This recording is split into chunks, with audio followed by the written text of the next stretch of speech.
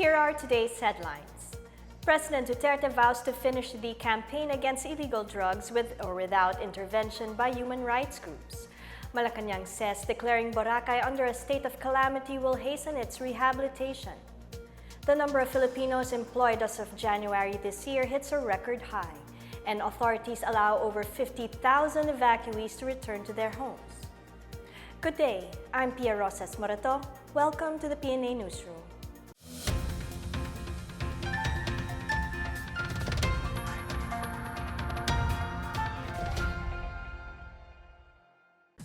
President Rodrigo Duterte vows to continue the government's war on drugs despite criticisms by human rights groups. Malacanang is firm on the legitimacy of the anti-illegal drugs campaign. Here's a report. So the war against drugs will continue with or without the ICC, with or without the human rights, with or without the politicians. It will last until the last day of my term as president. President Rodrigo Duterte reiterates his promise to finish his anti-drugs war campaign despite interventions by the International Criminal Court or ICC and other human rights groups. Yung druga. So, maniwala ang human rights o hindi, it is not by business to do their bindings. I have a duty to perform, and worse, I made it a solemn promise. The president says he will not allow drug syndicates and organized crime groups to destroy the young generation of the country. He says ICC prosecutor Fatou Bensouda does not have jurisdiction over him. Last month, Malacanang said the Office of the Prosecutor of the ICC will begin its preliminary probe on the alleged extrajudicial killings linked to the government's anti-drugs campaign. Presidential spokesperson Harry Roque clarified that the preliminary examination is only for the purpose of collecting and verifying information to determine if there is a reasonable basis to go on with a preliminary investigation. Aside from the ICC, UN Special Rapporteur on Extrajudicial, Summary, and Arbitrary Executions, Agnes Calamar, intends to investigate deaths linked to the government's anti-drugs campaign. Roque, however, said Calamar has no credibility to investigate because she had already prejudged the government's anti-narcotics campaign. For the PNA Newsroom, I'm Rom Dulfo. The Commission on Elections will look into the allegations of irregularities in the May 2016 national and local elections following the revelations by Senator Tito Soto. Spokesperson James Jimenez said they will coordinate with the Office of the Senator as they want to evaluate the documents together before acting accordingly. Election watchdog groups, however, want an independent group to investigate Soto's allegations. NAMFREL Secretary General Eric Alvia noted that election protests as well as the Joint Congressional Oversight Committee on the Automated Election System will settle this issue. Contradaya also wants the poll body and an independent panel of experts to examine Soto's allegations of fraud. Meanwhile, the camp of former Senator Bongbong Marcos commended Soto for exposing the alleged poll irregularities. Marcos spokesperson lawyer Vic Rodriguez said Soto's allegations should be investigated and answered by the poll body and Smartmatic. Malacanang welcomes the possible declaration of a state of calamity in Boracay as it undergoes rehabilitation. Here's a report. Malacanang said President Rodrigo Duterte's plan to put Boracay under a state of calamity aims to accelerate the rehabilitation of the world-famous tourist destination. The president explained that a state of calamity declaration would allow the government to extend assistance to people displaced financially following his order to dismantle illegal structures there. Duterte has ordered the Department of Interior and local government to fix Boracay sewage problems within 6 months while appealing for public cooperation to hasten the cleanup drive. The president also appealed to local courts not to interfere with rehabilitation by issuing temporary restraining orders. Meanwhile, presidential spokesperson Harry Roque said Duterte's order to strictly implement all environment laws in Boracay is also applicable to other popular tourist destinations in the country. Roque said Duterte gave the Department of Environment and Natural Resources 6 months to enforce all laws, including holding local government unit officials liable for misfeasance and malfeasance. For the PNA Newsroom, I'm Pamela Marie Geminiano. The Bangko Sentral ng Pilipinas expects higher prices of commodities as well as electricity rates to push the average inflation this year to rise beyond the government's 2 to 4% target. Bangko Sentral Governor Nestor A.S. Pinilla Jr., however, said the impact of higher prices is temporary and inflation is expected to return to within target range in 2019. Espinilla said inflation is seen to average above 4% in 2018, although the potential expansion of the economy's productive capacity is expected to temper price pressures. Mitigating measures such as unconditional cash transfers and transport subsidies are also expected to help prevent potential second-round effects from developing. Ilocos Norte's smallest town of Adams, which is home to more than 2,000 indigenous people, has been declared drug-free.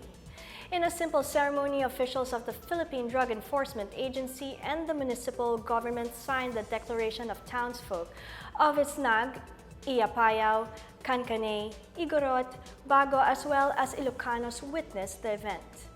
Lanibel Ancheta, provincial officer of PDEA, urged the local residents to help maintain the drug-free status of the town that is seen to be a booming ecotourism destination. Mayor Rosalia Dupagen urged her constituents to support government efforts to make the country peaceful by getting rid of prohibited drugs.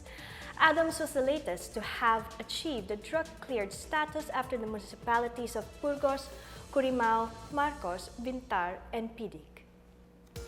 Still to come, President Duterte still hopes to pursue peace with communist rebels despite the cancellation of peace talks. The number of Filipinos employed as of January this year hits a record high. These and more when the PNA Newsroom continues.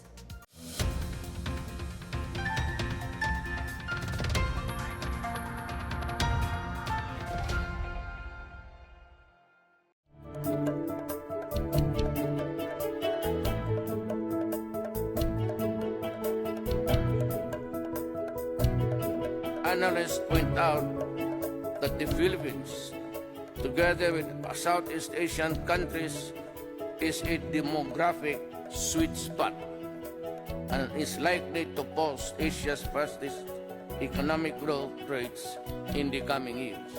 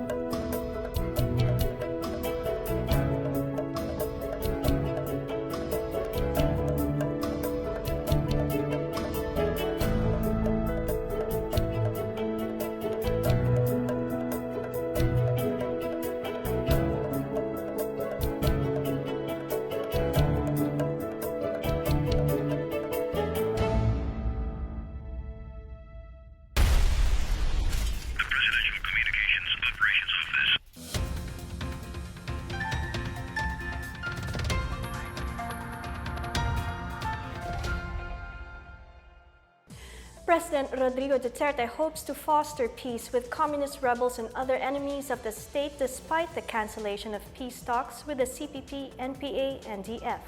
Here's a report. President Rodrigo Duterte said he would pursue efforts for peace with the enemies of the state, including communist rebels, despite his decision to terminate talks with them last year.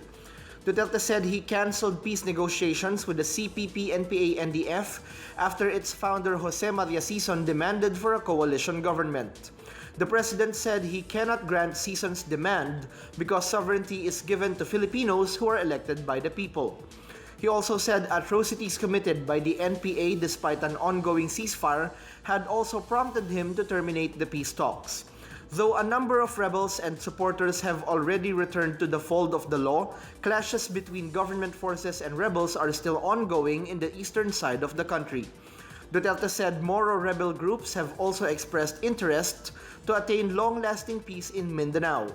Speaking before the rebel returnees, Duterte emphasized that the 50-year armed struggle against the government has brought nothing but misery to the lives of the people.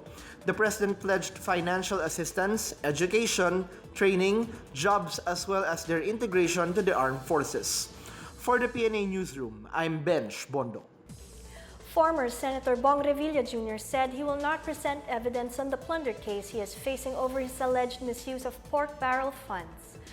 Revilla admitted that his camp deliberately did not prepare evidence because they believed the Sandigan Bayan would only dismiss the case. The senator argued it would negate the petition they had filed before the Supreme Court if his camp would submit evidence before the anti-graft court. In his petition pending before the Supreme Court, Revilla cited his opposition to the decision of the Sandigan Bayan to prohibit him from questioning the evidence of the Office of the Ombudsman against him. He also argued that his endorsement for the projects of the so-called pork barrel queen, Janet Lim Napoles, was not an act of plunder. Napoles is the alleged brains behind the 10 billion peso pork barrel and the 900 million peso Malampaya Fund scams. More Filipinos have been employed in the past year following an increase in jobs brought about by the country's economic growth. Here's a report. The number of employed Filipinos increased in January as more jobs were created by the sustained economic growth. The labor force survey of the Philippine Statistics Authority showed that employment rates surged to 94.7% in January 2018 from 93.4% last year. This translates to 41.8 million Filipinos, the highest recorded since 2009. NEDA Secretary Ernesto Pernia says this increase indicates a favorable response to economic reforms as more Filipinos join the labor force. The services sector remained the top employment contributor despite the downbeat business outlook of firms for the first quarter, followed by agriculture. Meanwhile, the industry sector was boosted by the increase in employment in construction and manufacturing. In contrast, the country's unemployment rate dropped from 6.6% last year to 5.3% in January 2018, representing 2.3 million Filipinos unemployed. Underemployment rate, however, increased to 18% from 16.3% or about 7.5 million Filipinos. Pernia said the government must continue to raise investments and improve economic productivity. Among the key reforms needed are the reduction of foreign investment restrictions, the passage of the Ease of Doing Business Bill, and Package 2 of the Tax Reform Program, which will lower corporate taxes while rationalizing investment incentives. For the PNA Newsroom, I'm Flaine Cervantes. Government and civilian agencies jointly embarked on a series of campaigns on understanding and protecting the Davao region's wildlife. This year's celebration is highlighted by the holding of the Quiz Bowl, essay writing contest, lectures, and an interactive photo exhibit. The activity is in line with the UN Wildlife Week held from March 3 to 9. Philippine Eagle Foundation Director for Research and Conservation Jason Ibanez said the advocacy aims to entice others, particularly children, to interact with nature. Ibanez said there are at least 370 species of birds found only in the Davao region. 116 are endemic to the Philippines. He also noted unique wildlife species in the Davao region like the rodent found at the bonsai forest of Mount Hamigutan and 10 species of pitcher plants, among others. Ibanez said PEF and other agencies are strengthening their advocacy for the Davaoenos to be aware of Davao's wildlife. A soldier of the Army's 102nd Division Recon Company was wounded in an encounter with communist terrorists in Davao del Sur on Monday. Captain Jerry Lamorsao, spokesperson for the 10th Infantry Division, said troops responded to information that about 50 members of the New People's Army were spotted at Sitio Gurem, Barangay Sibulan, Santa Cruz. The soldiers were able to recover an improvised explosive device and subversive documents with high intelligence value after a firefight that lasted for almost 45 minutes.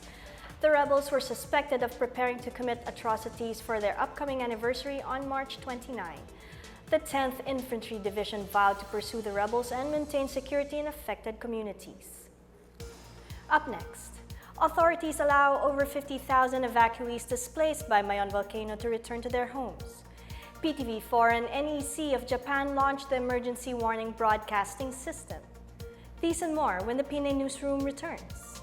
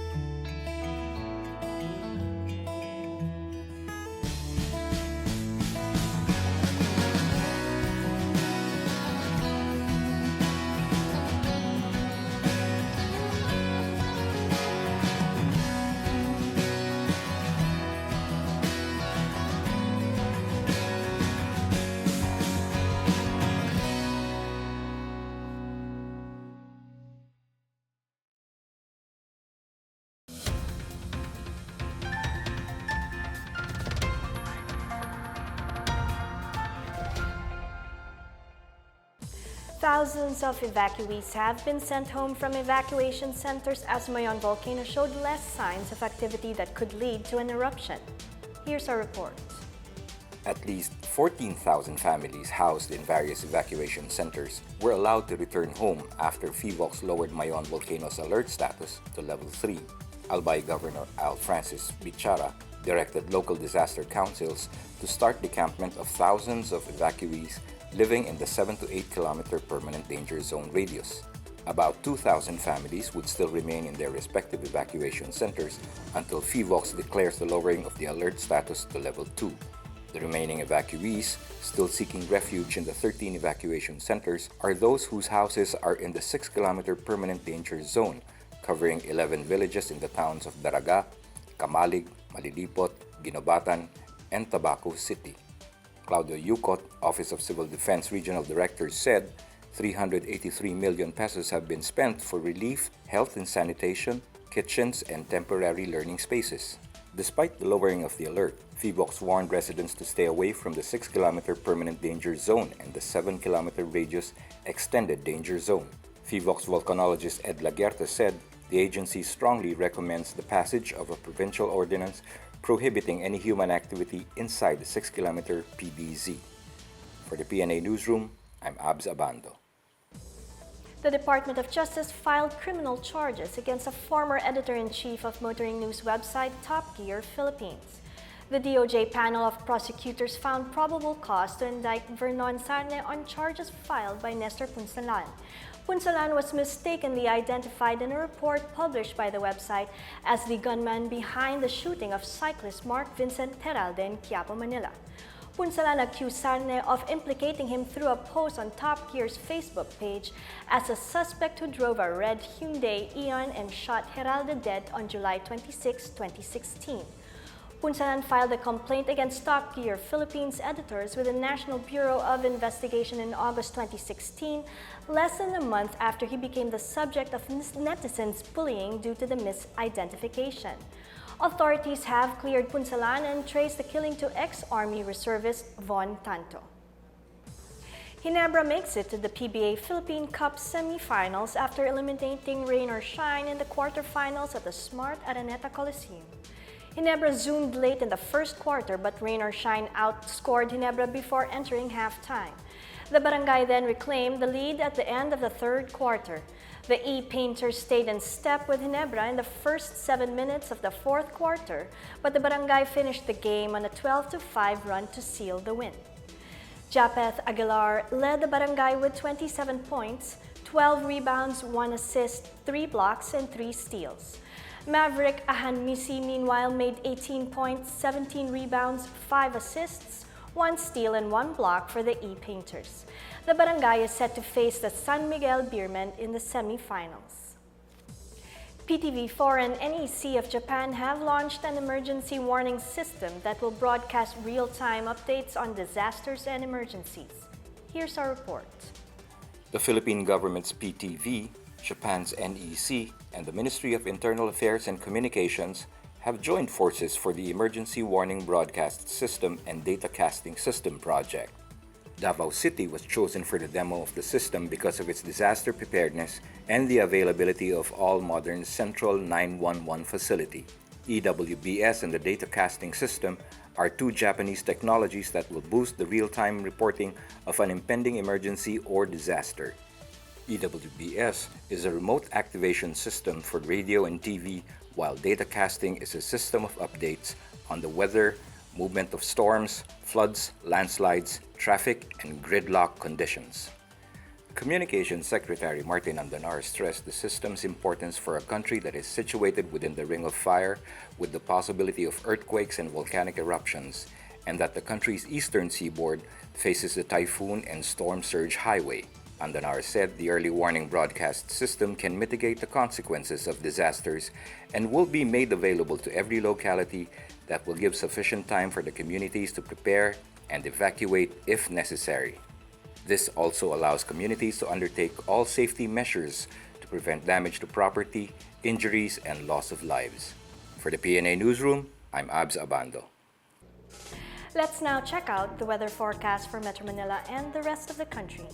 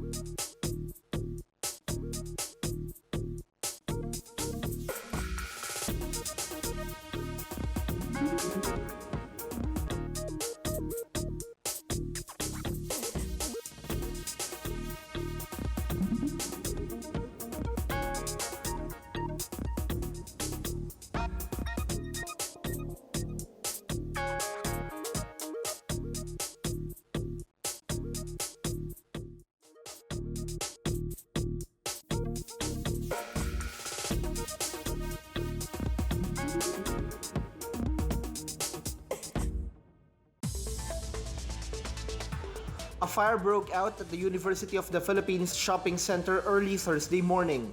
The establishment, which was built in the 1940s, is known for a variety of shops and food outlets favored by students and teachers. The cause of the blaze, which was declared fire out before 9 in the morning, is still under investigation. For the PNA Newsroom, I'm Bench Bondok. Here's another look at today's headlines. President Duterte vows to finish the campaign against illegal drugs with or without intervention by human rights groups. Malacanang says declaring Boracay under a state of calamity will hasten its rehabilitation. The number of Filipinos employed as of January this year hits a record high, and authorities allow over 50,000 evacuees to return to their homes.